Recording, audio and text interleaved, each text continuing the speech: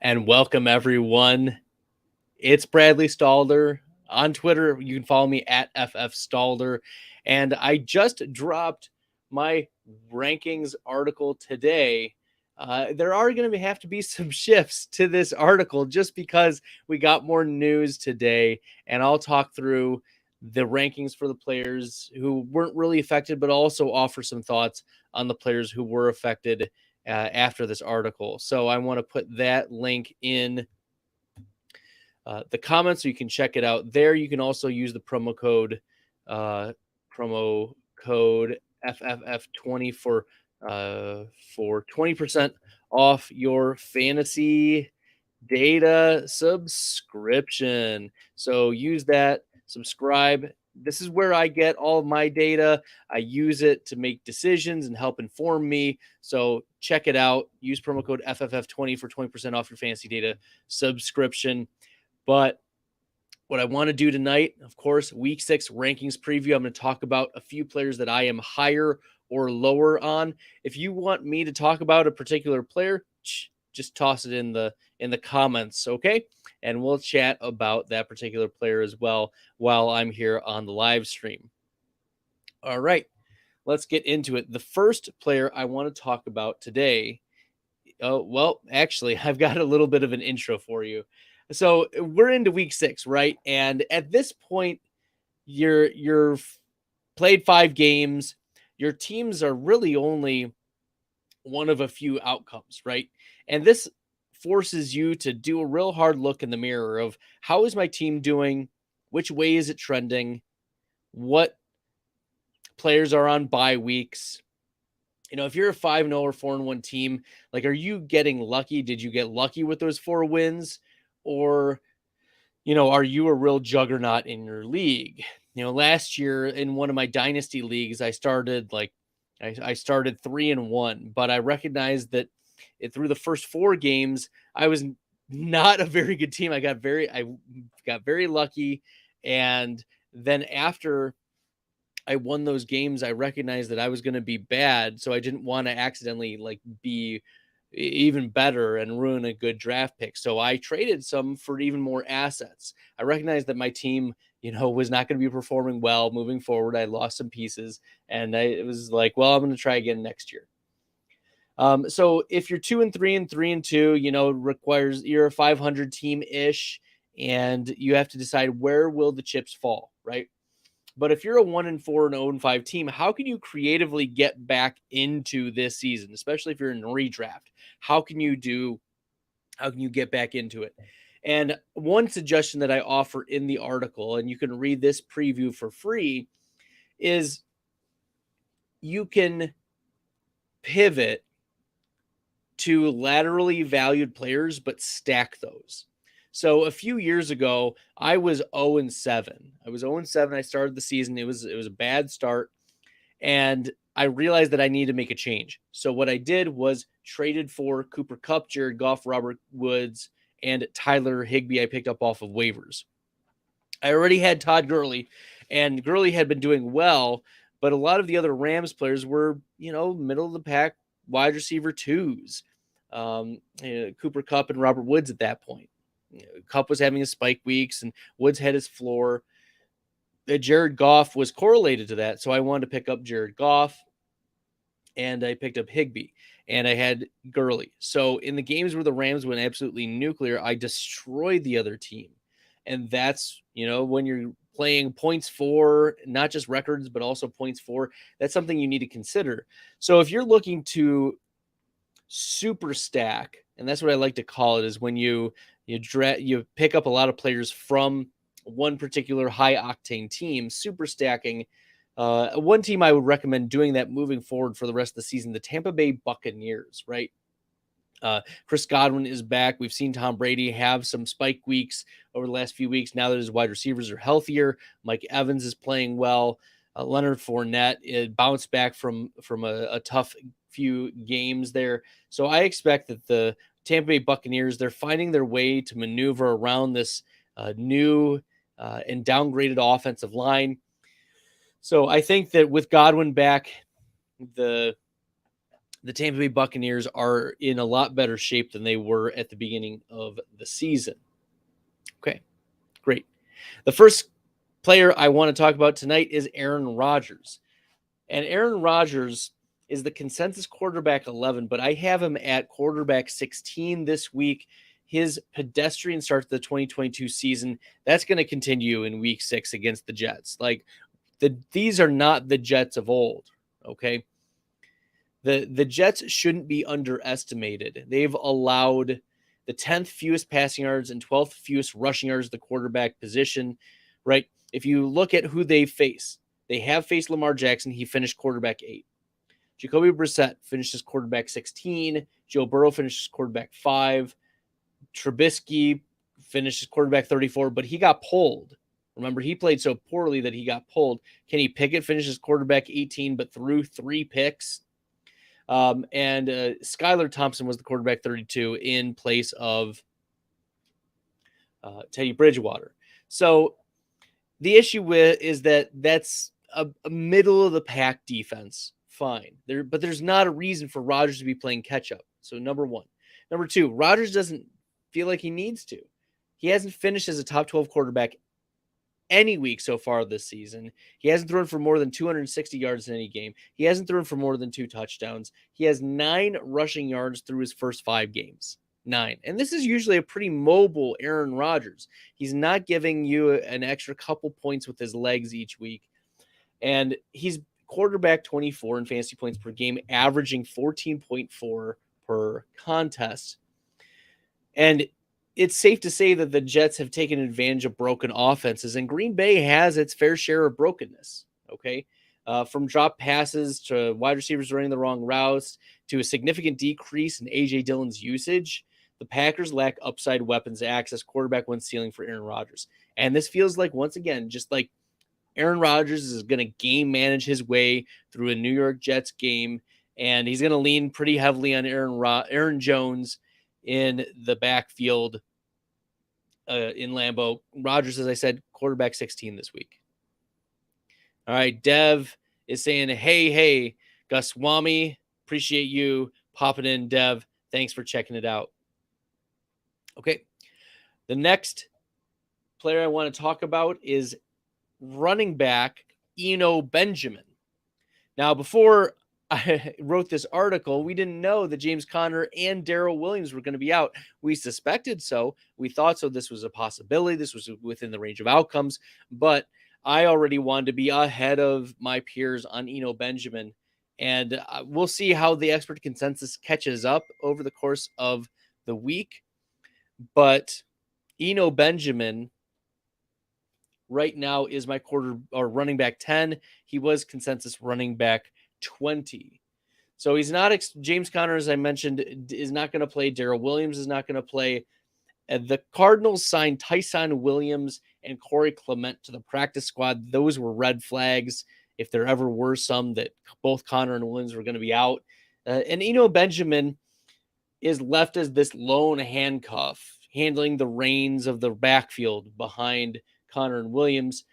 Benjamin he has an interesting profile, right? He was drafted by the Cardinals. He's stayed in their system for a few years, former 7th round pick. He rushed for over 1,000 yards and handled over 250 carries each of his last 2 seasons at Arizona State.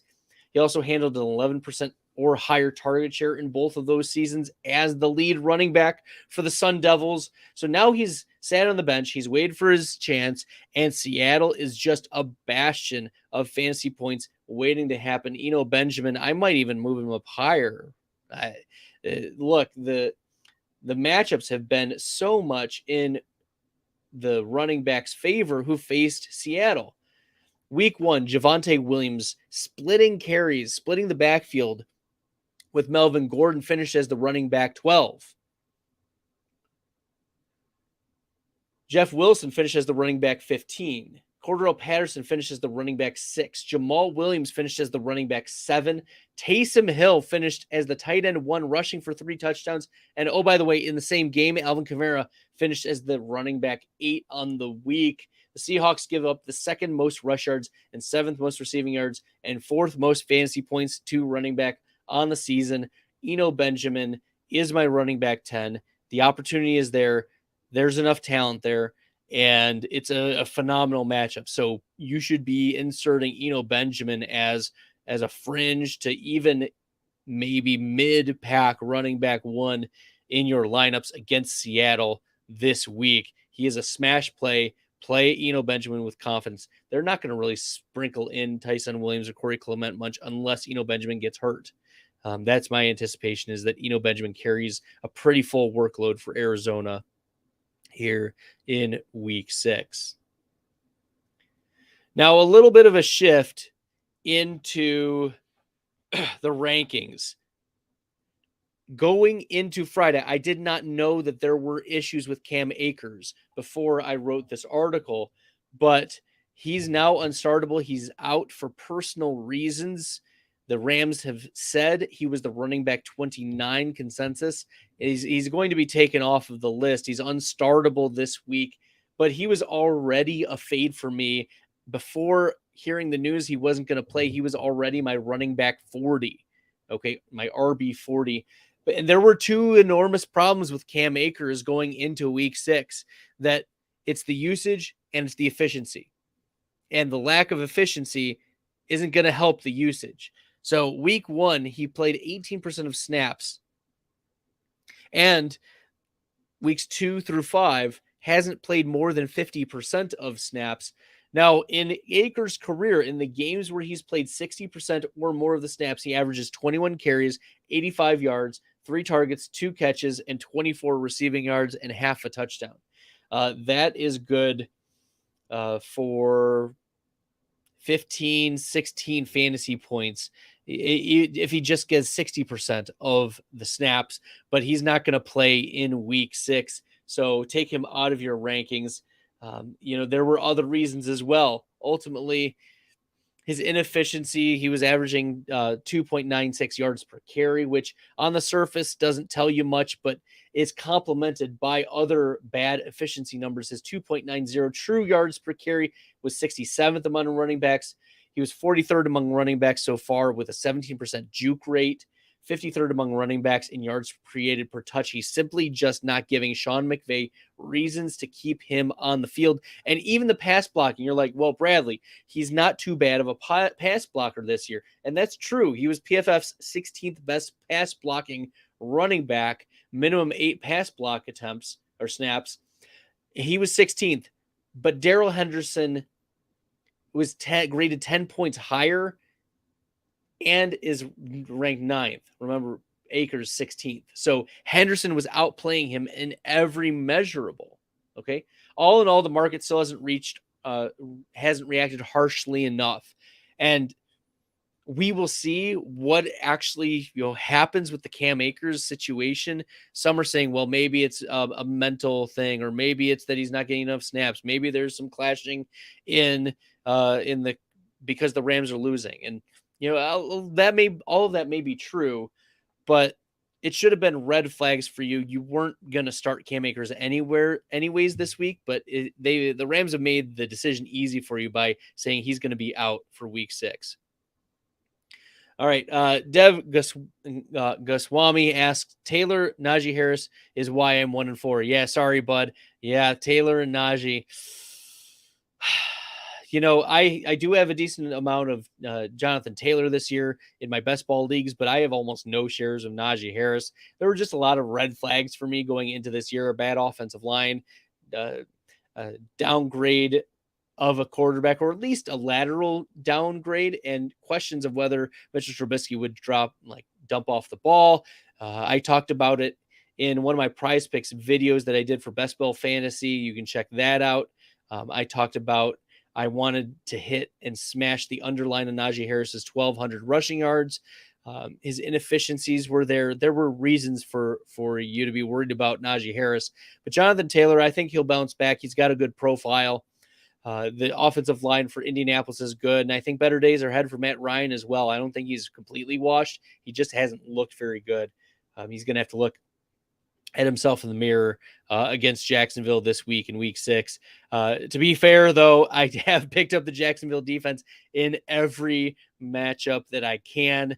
when I'm starting them. I think Jacksonville is going to be, a top 3 defense for this week.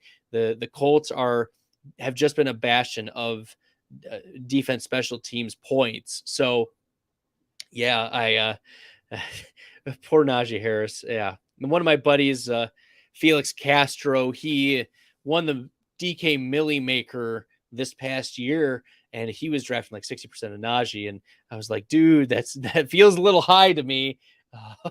So he did back off of it, but I wonder if that amount is how he's handling that amount. We'll see. Nevertheless, yeah, these Taylor Najee teams are not doing too well.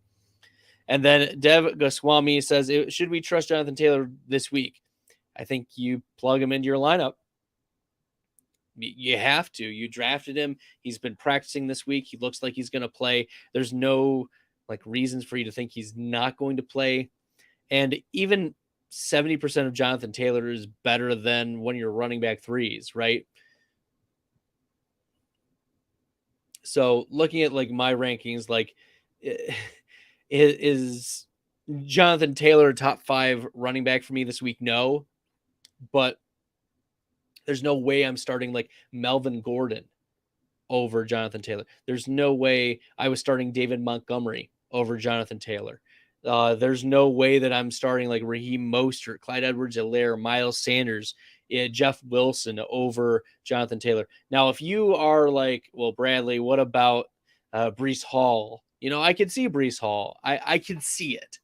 I would still put Jonathan Taylor over Breece Hall, but I get it. That's at about where you get to I'm going to argue back and forth. It's a reasonable split off, but still, you're plugging Jonathan Taylor into your lineup. He's got the talent. And if he's practicing in full for Indianapolis, he should be in full in your lineups. So that's my takeaway there, Dev. Appreciate you commenting here. We're going to keep moving on to the wide receiver position for this week. And Isaiah McKenzie is one wide receiver that I think is going to boom. Last week, we saw just the enormous game from Gabriel Davis. He reminded us what kind of spike weeks can happen in this Buffalo offense. But remember, Isaiah McKenzie was out for this game, and Jamison Crowder was out for this game. So let's look at what Isaiah McKenzie can do. And it's against the Chiefs. So it's Isaiah McKenzie's turn to explode. McKenzie missed week 5, as I mentioned, but it's due to a concussion. He's cleared to play week 6. In his stead, Khalil Shakir played 70% of snaps. He earned 5 targets, turned them into 3 catches for 75 yards. I do not think Khalil Shakir is going to play more than 30% of snaps out of the slot. I think Isaiah McKenzie dominates slot snaps. And even in a part-time role so far, he was competing with Jamison Crowder, who commands a higher target share than you'd think. Jamison Crowder, 26% target share, 3 of the last 4 years. So McKenzie's been playing a part-time role, but even so, he's finished as the wide receiver 10 and wide receiver 29 in weeks 3 and 4, the last 2 weeks that he's been active. Now, Jamison Crowder, as I mentioned, is out with a broken ankle. He's on IR. We can project Isaiah McKenzie to have an enormous role. And in the 3 games where McKenzie has played 85% or more of the snaps, he's finished on average as the wide receiver 10 overall. You didn't mishear me.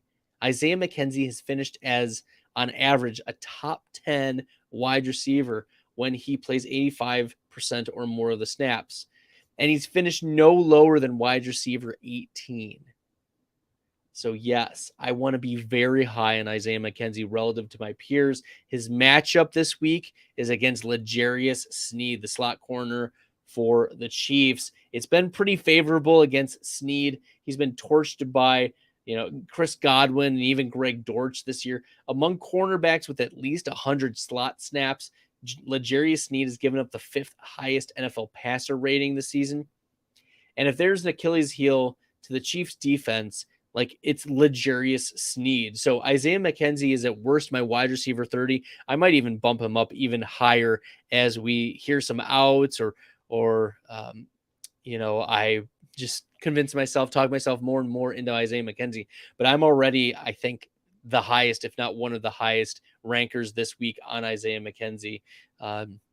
This is two teams are going to really push the ball on offense. I don't think this is going to be a defensive struggle for either the Chiefs or the Buffalo Bills. And Isaiah Mckenzie plays a significant role in here. He's almost forgotten about. He's a mid wide receiver 3 for me with wide receiver 1 upside. You don't say that very often, do we? A wide receiver 3 with wide receiver 1 upside, whereas my peers see him as a back end wide receiver 4 for this week. The wide receiver I'm lower on this week is Mike Williams. And historically, Mike Williams has been one of the most boom bust wide receivers we've seen in recent history. We have seen over the last few weeks Mike Williams having a concentrated target share. Now that Keenan Allen is out, 10, 11 targets, a lot of downfield targets. Keenan Allen has missed most of the season due to this hamstring injury, but he did get a limited practice in on Thursday, which is progress toward playing on Monday. We will see if Keenan Allen plays. Right now, I'd view it as 50-50. These limited practices don't always guarantee that they're going to play, as we saw with, for instance, Jameis Winston this week, who I did have to pull off of my rankings. I'm pulling him out. I was pretty optimistic about Jameis Winston. He was my leading quarterback for this article. I just thought that he would do significantly better than what my peers thought he would do. But nevertheless, back to Mike Williams. Coach Brandon Staley characterized Keenan Allen as day-to-day, so Allen is getting close. There's risk that Williams plays and Allen does come back. But even if Allen doesn't return, there are other reasons to be pessimistic about Mike Williams for this week. It's against the Denver Broncos. This matchup is an interdivision matchup against the Denver Broncos. And the Broncos are allowing the third fewest fantasy points, the third fewest receiving yards, only 120 receiving yards total to wide receivers. And they are tied for the fewest receiving touchdowns allowed to the wide receiver position. I expect Williams to be shadowed by Patrick Surtain. And Surtain has limited Michael Pittman. He's limited Devontae Adams. He's limited Brandon Ayuk and DK Metcalf. He's played his butt off this year, and I don't think there's going to be a difference between him holding off those wide receivers and him holding off Mike Williams. Now, you're thinking, well, wide receiver 13 to wide receiver 20, that doesn't seem like too much of a precipitous drop. Look, wide receiver 20, there's only like 5 people who have Mike Williams ranked lower than wide receiver 20 right now. And I might even rank him lower if we get clarity on Keenan Allen, like is absolutely going to play on Monday night. If I can hear before 1 p.m. Eastern that Keenan Allen's going to be active on Monday, like we should be moving down Mike Williams even further. So bad matchup. Keenan Allen might be back. And like if Keenan Allen doesn't play, then we could see a floor game for Mike Williams. But we've also seen some pretty significant busts. Because Mike Williams, you know, if we look at what he's done on the season, why is this not showing up? Game log, there we go. Like week 1, he had 10 yards. Week 3, he had 15 yards. He either gets like 15 receiving yards, 10 to 15 receiving yards, or he gets between 113 and 130. Okay, that's what we've seen from Mike Williams. And I think this is going to be one of those bust games. So I want to be significantly lower than my peers on Mike Williams for this week. We'll see what the news has for Allen. But you shouldn't be starting Mike Williams with confidence. Just lower your expectations on Mike Williams. He should be in your lineup, but lower expectations. All right, tight end that I'm higher on this week. I feel like I flip-flop on Kyle Pitts. Usually I've been pretty low on Kyle Pitts, but now I think the floor is too low. People are overreacting. Oh, he was off. Oh, he's hurt. Oh, he's not running routes. Blah, blah, blah, blah. But look, Pitts practiced both Wednesday and Thursday after the hamstring strain that he had last week. It looks like he's trending to play week 6. We don't have full clarity on that yet. He is the tight end 23 right now in fantasy points per game, but look, it's only a matter of time before talent wins out. And I know that the volume may not be there. The 49ers don't give up a lot of volume, but all Kyle Pitts needs to do is one play. He needs one play, and he is an elite talent. He may not have an easy matchup with the 49ers, but he's the 6th highest PFF graded receiving tight end among tight ends with at least 15 targets. So even if he played limited snaps in week 6, because he might play limited snaps with a hamstring issue, all Pitts needs to do, as I said, is one play. He just needs one play. He leads all tight ends in yards per reception with among those with minimum 15 targets. He ranks second only behind Travis Kelce with snaps played out wide and 7th among tight ends in yards per route run. Kyle Pitts does have a lot of the underlying metrics still, despite being tight end 23. It is only a matter of time before Kyle Pitts hits. I think tight end 17 is just too much hedging that he's not healthy. Now, if he's out, I'll take him out. But if he's in there, I'm playing him over most tight ends. Looking at the tight ends that I have ranked ahead of Kyle Pitts right now. Look, I put David Njoku ahead of Kyle Pitts, Tyler Higbee, Zach Ertz, Goddard, Andrews, Kelce, obviously. I think there can be a debate with Gerald Everett and Kyle Pitts at this point. If you want to throw Taysom Hill in there as well, I wouldn't be upset if you throw Taysom Hill at that spot. But for your expectation for Kyle Pitts should be back end tight end 1. A lot of fantasy managers are tilting, hence why they're ranking him consensus tight end 17. I have him at tight end 8 right now. The last player I want to highlight for tonight is George Kittle. And he's perhaps one of the most under the radar busts so far this season. Kittle he missed weeks 1 and 2. And since returning, he's played 88% or more of the snaps in each week, but he hasn't scored more than 5.2 half-point PPR fantasy points. And he hasn't finished higher than tight end 20 any week. So why is Kittle not producing like in seasons past? Well, he's being asked to block for Trent Williams because Trent Williams is out with a high ankle sprain. He's going to be out for at least another 2 to 4 weeks.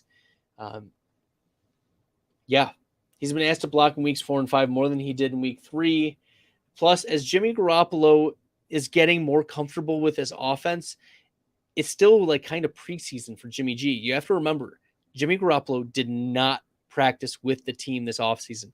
He is still getting used to, yes, he's been in this offense for a bit, but it's still the preseason. Like quarterbacks, they need to get into a rhythm. And right now, Jimmy Garoppolo is in a better rhythm with Brandon Ayuk and Deebo Samuel than he is with George Kittle. And I know that the Falcons have allowed the 9th most fantasy points to tight end so far, but I don't see spike weeks happening for Kittle. There's enough love going toward Deebo Samuel. Deebo Samuel's getting his target share and he's getting his rushes. Jeff Wilson is a significant part of this offense. He gets 12 to 15, even 18 carries a game. Brandon Ayuk gets a 20% target share. So at best, as long as Trent Williams is out and we don't see any changes in usage, George Kittle's going to be outside of my top 10 for tight ends moving forward. The consensus still has him at 6 as though nothing has happened. Like nothing has happened. George Kittle is busted, and there are legitimate reasons as to why the market needs to react. I have him at tight end 12 for this week. All right. Well, that will do it for tonight. If you have any more questions, just pop them in the chat in the next couple seconds. And this is a good time to throw up the promo that, my rankings article is on Fantasy Data. You can find that there, Fantasy Rankings versus ECR Week 6. This is a subscription article, so you need to have a subscription to Fantasy Data to get access to it. But if you don't have a subscription yet, use the promo code FFF20 for 20% off your Fantasy Data subscription. That way you can get access to this article, but also to all of the other stats that I mentioned and that I use as part of my rankings. Just a reminder, I'm 21st out of 210 rankers season to date on the FantasyPros Accuracy Rankings Contest. So I'm the top 10%. I'm crushing it so far this year. I've had 2 top 15 rankings weeks out of the first 5. So things have gone pretty well. And I'm really honored to represent fantasy data this year in the FantasyPros Rankings Contest. All right. Thanks so much, everyone.